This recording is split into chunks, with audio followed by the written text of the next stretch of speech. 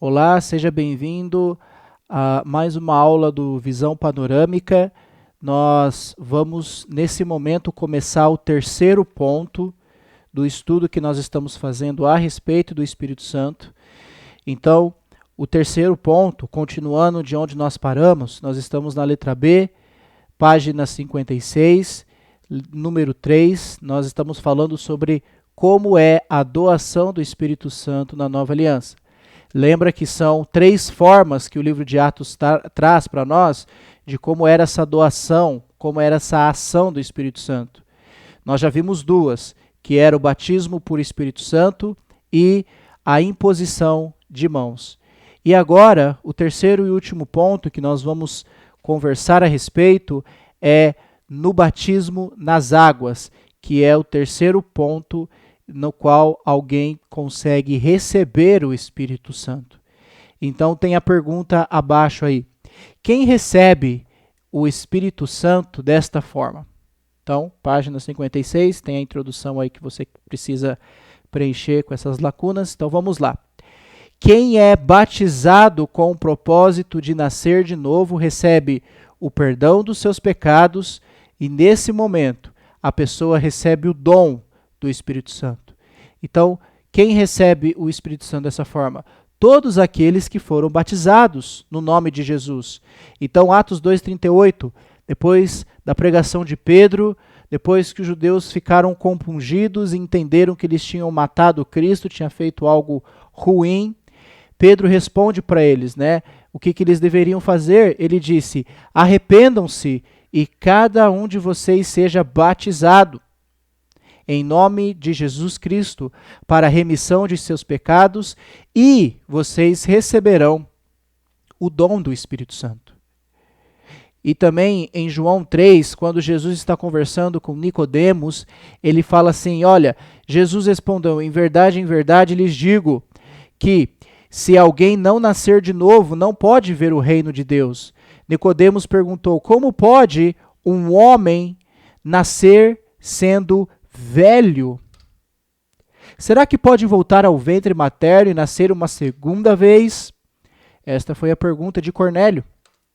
E a resposta de Jesus foi, em verdade lhe digo, quem não nascer da água e do Espírito não pode entrar no reino de Deus. Então, nós vamos ver que no batismo, todo mundo precisa ser batizado. Todos precisam ser batizados. E quando nós nos batizamos, recebemos então o dom do Espírito Santo em nossas vidas. Então, vamos analisar um pouco mais a respeito disso com a letra A. Se nós recebemos o dom do Espírito Santo, o que é o dom do Espírito Santo? Em Efésios 1, Paulo vai nos responder um pouco isso, mas você tem uma introduçãozinha aí que você precisa preencher, né, na letra A, antes de nós entrarmos nos versículos, diz assim, é a presença, então o que é o dom do Espírito Santo? É a presença de Deus que passa a habitar na pessoa quando ela nasce de novo. E agora essa pessoa tornou-se uma nova criatura, conforme 2 Coríntios 5,17, e o santuário de Deus. Então, quando nós nos batizamos, Deus, a presença de Deus passa a habitar em nós, através do Espírito Santo. 2 Coríntios 5,17, se alguém está em Cristo, é nova criatura. As coisas antigas, as coisas velhas já passaram, eis que se fizeram novas.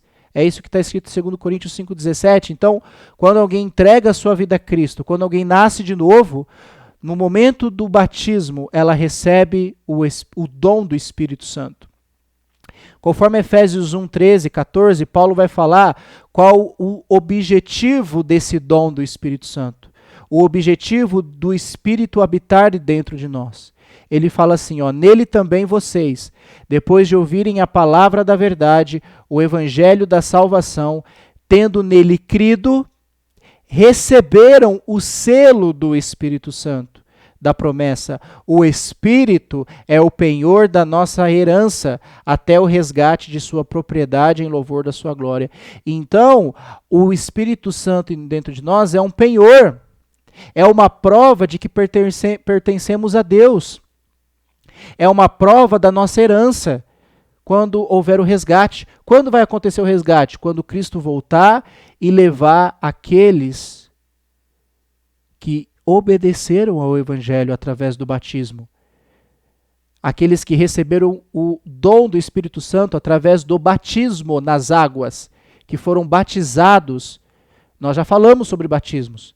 O batismo, que a pessoa precisa participar da morte, da crucificação e da morte e sepultamento, morte, sepultamento e ressurreição de Jesus. Eu preciso participar disso para que o Espírito Santo, o dom do Espírito Santo, habite em mim, para que eu seja selado. O Espírito Santo é um selo, né? Eu sou selado com o Espírito Santo. E o Espírito Santo é a minha herança de que quando Cristo voltar, eu serei resgatado, eu serei levado junto com ele. Então Deus não vai levar, Jesus não vai levar quem não tem esse selo, esse dom do Espírito Santo, que acontece no batismo. Em 1 Coríntios 3 vai dizer assim, ó, vocês não sabem que são santuário de Deus e que o Espírito de Deus habita em vocês? Paulo está fazendo uma pergunta, será que vocês não sabem? Será que vocês já se esqueceram que vocês são santuários de Deus e que o Espírito de Deus habita em nós? Se alguém destruir o santuário de Deus, Deus o destruirá. Porque o santuário de Deus, que são vocês, é sagrado. Então, nós somos templo, somos santuário de Deus. Deus habita em nós agora. Ele não habita no templo. Ele não habita em prédios.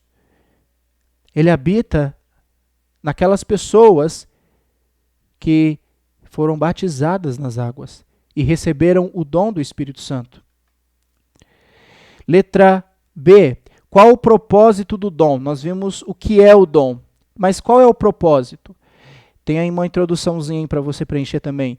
Então, o propósito do dom do Espírito Santo em nós, que nós recebemos no batismo, ele serve de selo. Eu já falei isso. Nós somos selados no nosso batismo pelo Espírito Santo, para mostrar que agora a nova criatura é propriedade de Deus. Serve também de penhor ou garantia como sinal pago para assegurar o resgate final na volta de Jesus. Além disso, o Espírito Santo ainda tem a função de... eu tenho várias sequências de passagens aí sobre qual é a função do Espírito Santo na nossa vida como cristãos. Mas tem esses textos aí que eu coloquei, né? O Efésios 1, 13 e 14 nós já lemos, que o Espírito Santo é o nosso penhor, a nossa herança, até o resgate da sua propriedade, quando Jesus voltar. E 2 Coríntios 1, 21 e 22, que diz assim, mas aquele que nos confirma juntamente com vocês em Cristo e que nos ungiu é Deus, que também pôs o seu selo em nós e nos deu o penhor do Espírito em nosso coração. Então, o Espírito, o fato dele estar em nós, o propósito principal, ele serve como selo, como garantia de que eu vou ser resgatado na volta de Cristo. Então, vamos lá, vamos ver, além disso, o Espírito Santo tem ainda a função dele. Vamos ver quais são as funções que o Espírito Santo vai ter na nossa vida como cristãos. Primeiro aí, Romanos 8, do 12 ao 13, você pode preencher aí na sua frente os de vermelho, é guiar. Então, a função do Espírito Santo nos ajuda a nos guiar. Romanos 8 vai dizer assim, assim, pois, irmãos, somos devedores, não à carne, como se estivéssemos obrigados a viver segundo a carne. Porque se vocês viverem segundo a carne, caminharão para a morte. Mas se pelo Espírito mortificarem os feitos do corpo, certamente viverão. Então, o Espírito nos guia para termos vida. Então, o Espírito nos ajuda a nos guiar para vivermos em santidade. Segundo, Atos 9, 31, ele tem a função de nos confortar. Assim, a igreja tinha paz por toda a Judéia, Galiléia e Samaria, edificando-se e caminhando no temor do Senhor. E, no consolo do Espírito Santo, crescia em número. Então, o Espírito Santo cuida de nós, nos conforta, né? principalmente em tempos difíceis. Então essa é outra função que o Espírito Santo vai ter na vida dos novos convertidos, da vida daqueles que já são convertidos no Senhor. Efésios 3, 13 a 21 diz assim, a outra função é de nos fortalecer, nos dar forças. Lá diz assim, Paulo vai falar, portanto, eu peço que não desanimem por causa das minhas tribulações em favor de vocês, pois isso é motivo de honra para vocês. Por essa razão, eu me ponho de joelhos diante do Pai, de quem toda a família, nos céus e na terra, recebe o nome. Peço a Deus que, segundo a riqueza de sua glória, conceda a vocês que sejam fortalecidos com poder, mediante o seu Espírito, no íntimo de cada um, e assim, pela fé, que Cristo habite no coração de vocês, estando vocês enraizados e alicerçados em amor. Isto para que em todos os santos vocês possam compreender qual é a largura, o comprimento, a altura e a profundidade, e conhecer o amor de Cristo, que excede todo o entendimento, para que vocês fiquem cheios de toda a plenitude de Deus. Ora, aquele que é poderoso para fazer infinitamente mais do que tudo que pedimos ou pensamos, conforme o seu poder que opera em nós. A ele seja a glória na igreja em Cristo Jesus, para todas as gerações e para todo o sempre. Amém. Então, a função que o Espírito Santo vai ter na vida dos convertidos, ele vai nos fortalecer, vai nos dar forças para suportar as tribulações e as dificuldades. Então essa é a outra função, né? E ele vai fazer isso para que a gente possa realmente compreender o amor de Deus por nós, como Paulo falou na segunda parte desse texto. Entender a largura, o comprimento, a altura e a profundidade e conhecer o amor de Cristo. Então o Espírito Santo nos fortalece, nos dá forças, nos dá poder para entendermos no íntimo quem é Deus e o amor que Ele tem e compreender esse amor que Ele sente por nós. Outra função do Espírito Santo em nossas vidas é de transformar. Todos nós, com o rosto descoberto, contemplando a glória do Senhor, somos transformados de glória em glória na sua própria imagem, como pelo Senhor, que é o Espírito. Então, o Espírito, que é o Senhor, que habita dentro de nós, ele nos transforma de glória em glória na sua própria imagem. Então, essa é uma função importante que o Espírito Santo vai ter em nossas vidas, o de nos transformar diariamente. Conforme Gálatas 5, outra função que o Espírito Santo tem em nossas vidas é de produzir frutos. Lá você vai ver, Gálatas 5, 22 e 23, mas o fruto do Espírito é amor, alegria, paz, longanimidade, benignidade, bondade, fidelidade, mansidão, domínio próprio. Contra essas coisas não há lei. Então, essa é a função do Espírito, outra função que ele faz em nossas vidas, produzir frutos. Mas para que isso gere resultado, eu preciso praticar essas coisas. Eu preciso praticar o amor, a paz, a longanimidade, a benignidade, a bondade, fidelidade, mansidão e domínio próprio.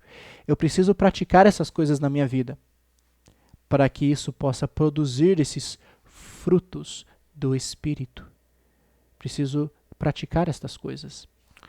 Outra coisa importante que o Espírito faz por nós é nos guiar na oração, conforme Romanos 8.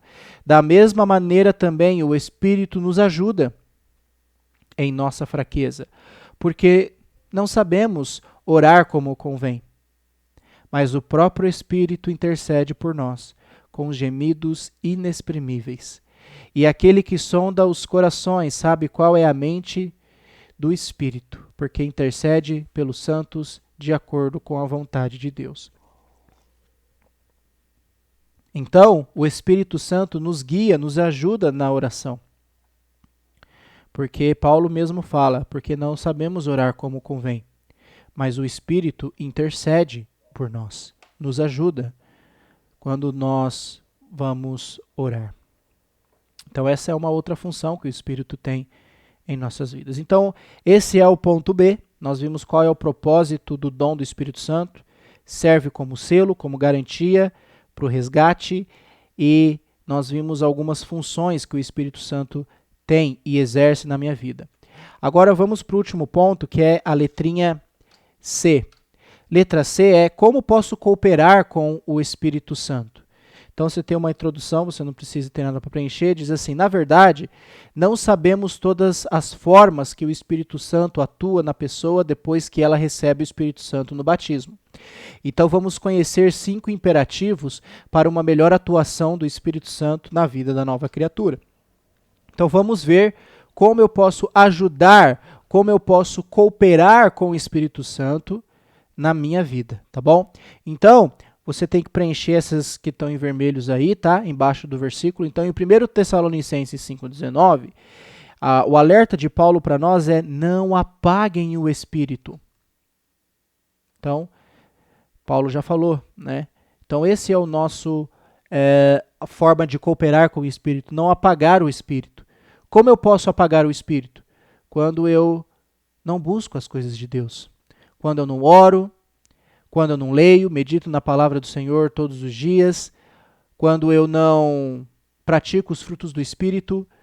Então, quando eu deixo de fazer coisas, quando eu não tenho comunhão com os irmãos, quando eu causo divisões, enfim, quando eu faço uma série de coisas que não agradam a Deus, eu estou apagando o Espírito dentro de mim. Então, Paulo fala: olha, não apaguem o Espírito, pratiquem, né, as boas obras de Deus e que possamos deixar o Espírito aceso dentro de nós. O segundo é, conforme Efésios 4,30, não entristeçam o Espírito. Paulo falou: e não entristeçam o Espírito Santo de Deus, no qual vocês foram selados para o dia da redenção. Mais uma vez ele fala que fomos selados para o resgate, para a redenção. Não entristeçam o Espírito. Então, quando eu tenho o Espírito, mas continuo vivendo uma vida pecaminosa, uma vida que não agrada a Deus, praticando pecados, eu estou entristecendo o Espírito de Deus, porque o Espírito precisa me transformar dia a dia e eu não estou permitindo que o Espírito faça a sua parte. Então, para que eu possa cooperar com o Espírito, eu não posso deixar ele se entristecer. O próximo é Efésios 5:18. Paulo fala também lá: deixem-se encher do Espírito e não se embriaguem com vinho, pois isso leva à devassidão, mas deixem-se encher do Espírito. Então, quando alguém fala para você: como eu faço para ser cheio do Espírito? Né? Quando o Espírito é derramado em mim, a gente está vendo que o batismo, esse Espírito nós recebemos no batismo das águas.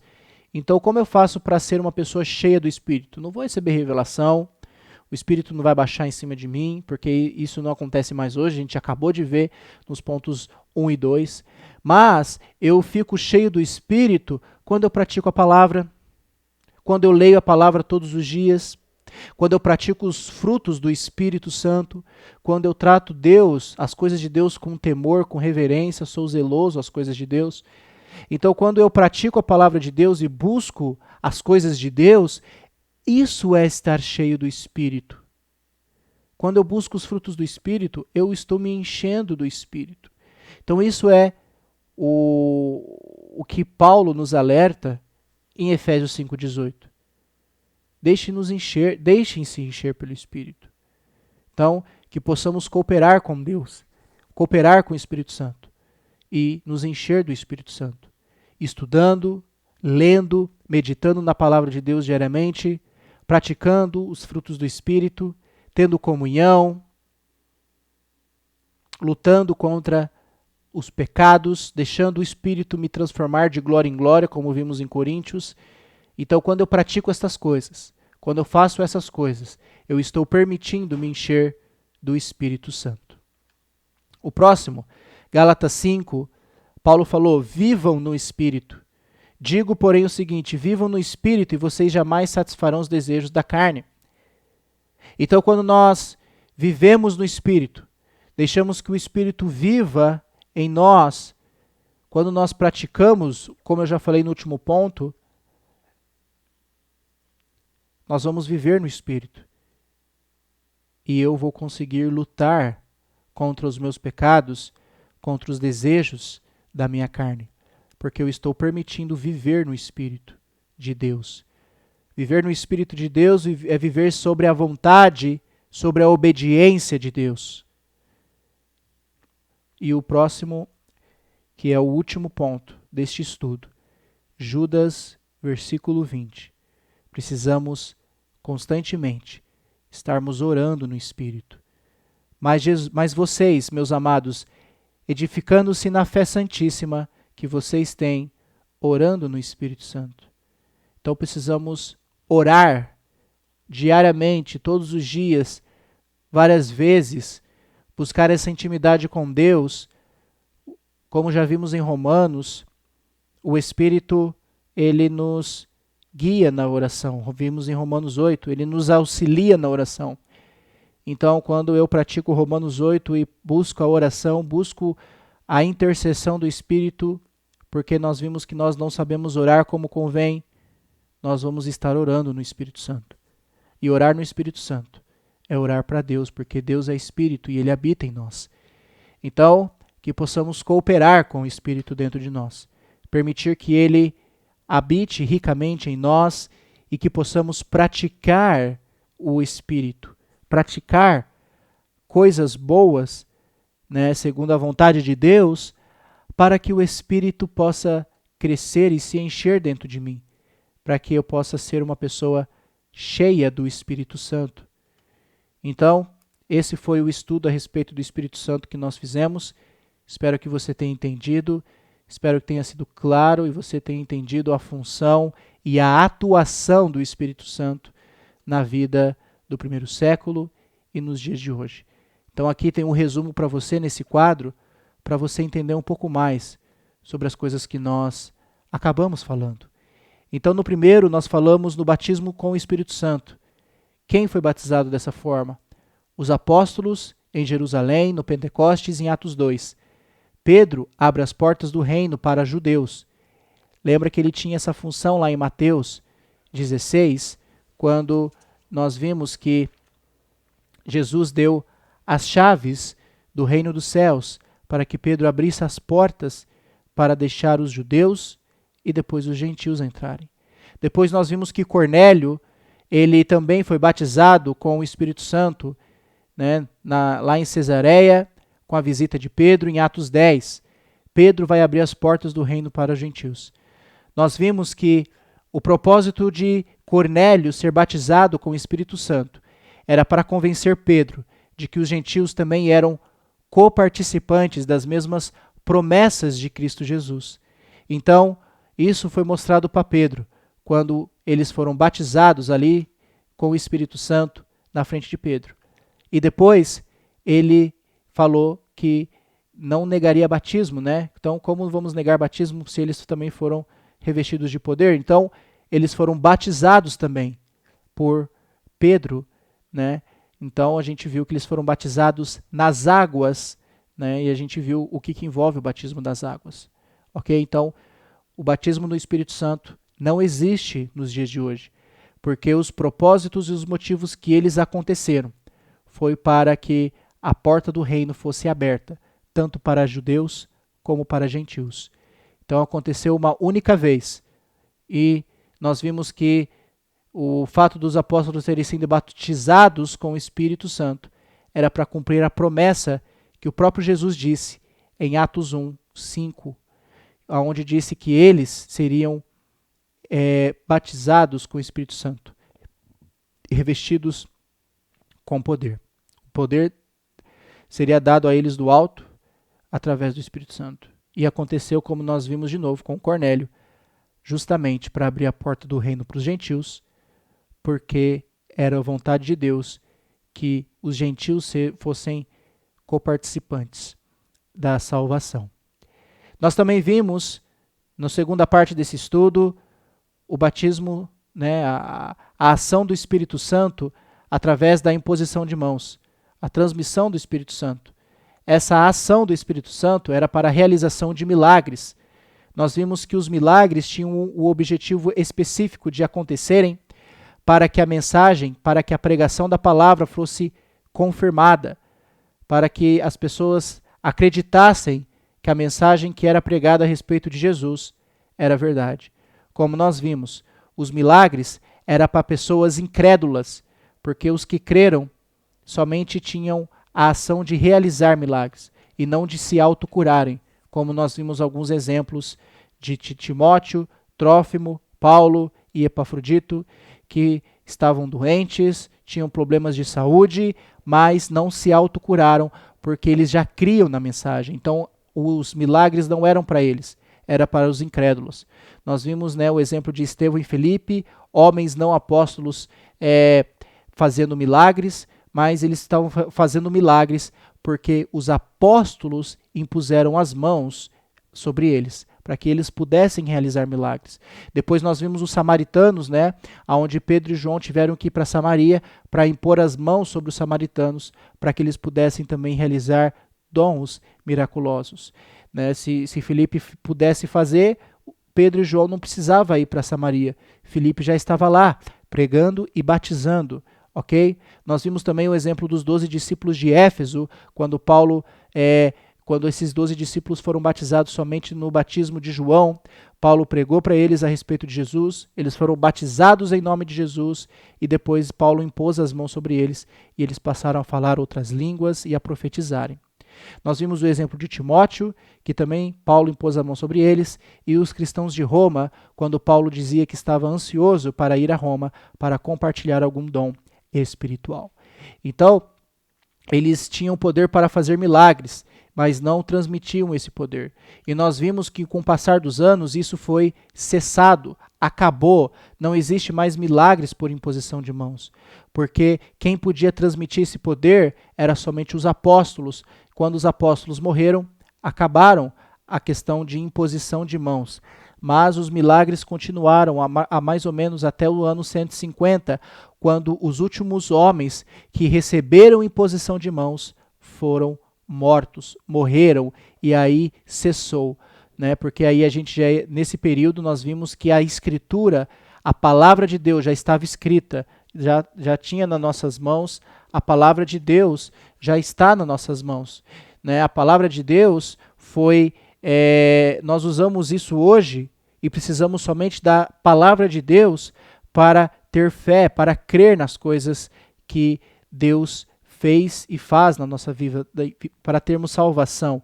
Então a palavra de Deus é suficiente, né, quando nós lemos, para entendermos o que nós precisamos fazer para sermos salvos. Naquela época não, eles não tinham nada escrito, então era necessário os milagres para provar a veracidade que os fatos a respeito de Jesus eram verdadeiros. E depois nós vimos o terceiro e último ponto agora, que foi o batismo nas águas. Quem é batizado nessas águas? Os 3.000 judeus no Pentecostes foram batizados nas águas, Paulo, Cornélio, Eunuco e aqueles que creem em Jesus e nasceram de novo. Ou seja, todos nós precisamos sermos batizados nas águas, porque esse é o único jeito, única forma hoje para receber o Espírito Santo. Esse é o único batismo válido hoje, porque os outros dois não existem. Teve os seus propósitos, seus motivos de existirem, e não existem mais, nem o 1 nem o 2.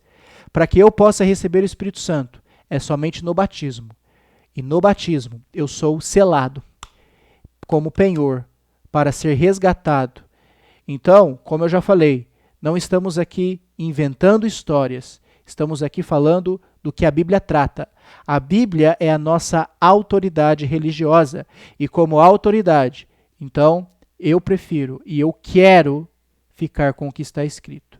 A Bíblia é clara em dizer que o primeiro ponto não cabe a nós e nem o segundo, porque já foi cessado. Para que eu possa ter o Espírito Santo dentro de mim, atuando em minha vida, eu preciso obedecer ao Evangelho e ser batizado nas águas, como Jesus falou, ser batizado na água e do Espírito.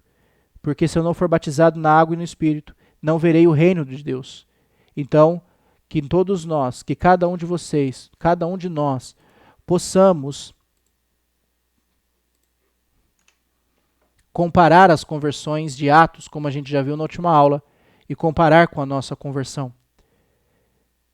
Se falta alguma coisa que eu possa entender o valor e o propósito e possa ser batizado no nome de Jesus para ter remissão dos meus pecados e para receber o dom do Espírito Santo.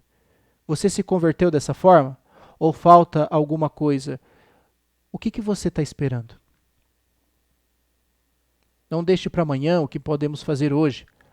Obedeça ao Evangelho agora e entregue a sua vida para Cristo Jesus. Então esse foi o estudo que nós fizemos a respeito do Espírito Santo.